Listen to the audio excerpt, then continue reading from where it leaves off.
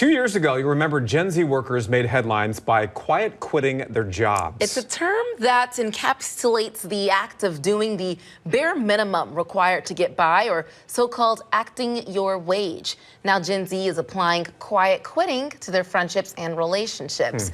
Joining us to continue the conversation is personal growth strategist and author Florence Ann Romano. Florence Ann, good morning to you. Good morning. Thanks for having me. Thanks for coming on. Steve and I have been waiting for this topic Yes, all we have. week. Yeah. Can you just give us an overview of how exactly Gen Z is reevaluating their relationships and quiet quitting relationships they no longer want to be a part of?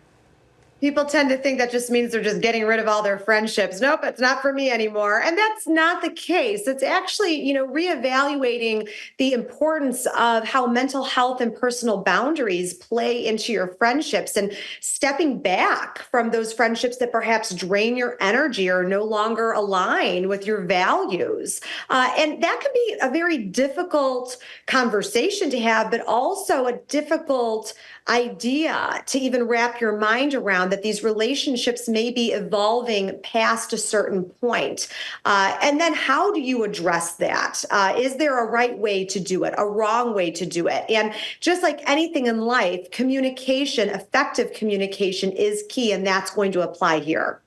This seems like it's kind of a larger part of a larger societal shift towards self-care, and this appears to be sort of a reflection of that.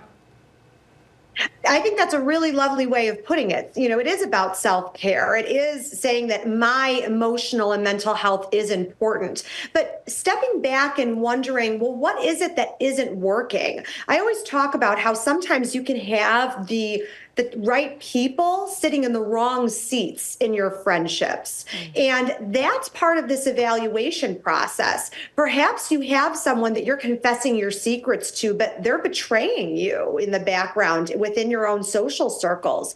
But that person's not necessarily a bad person. They're just not a person that you should be confiding in that way. So you're going to move them to a different seat and set them up for success in a friendship with you that has boundaries and is healthy for both parties involved. Interesting. The right friendship in the wrong seat. Okay, something to think about. So while we know setting boundaries is important, as you mentioned, many people believe that communication is important too. So is quietly distancing ourselves from relationships the best way to handle a friendship breakup?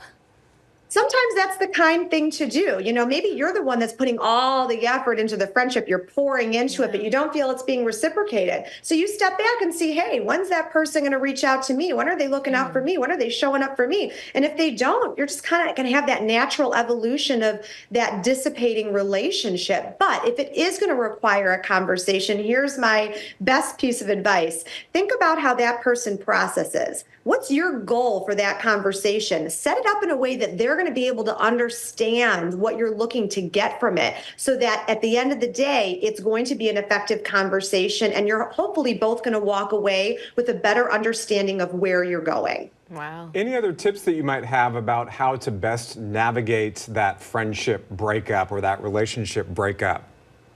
It's hard to accept that sometimes this is the natural evolution of friendships, but if you can put the positive spin on it and looking like, you know what? I'm clearing this out to make way for something else. And I'm not going to condemn the friendship I had for as long as I even had it. And this applies to all relationships, platonic, romantic. Look at it, what you learned from it, and what you're going to take going forward. And hopefully that's going to make you a more empathetic person and a better person in a relationship. That's the goal. All right, nice. Florence Ann, you're the author of Build Your Village, a guide to finding joy and community in every stage of life. What are some steps we can take to build or rebuild our friendship village after quiet quitting relationships? There's always a great place to start, and that for me is philanthropy. Think about what means something to you in your life, what makes your heart beat, and throw it in Google or whatever it might be, and find something somewhere in your community that you can give back to.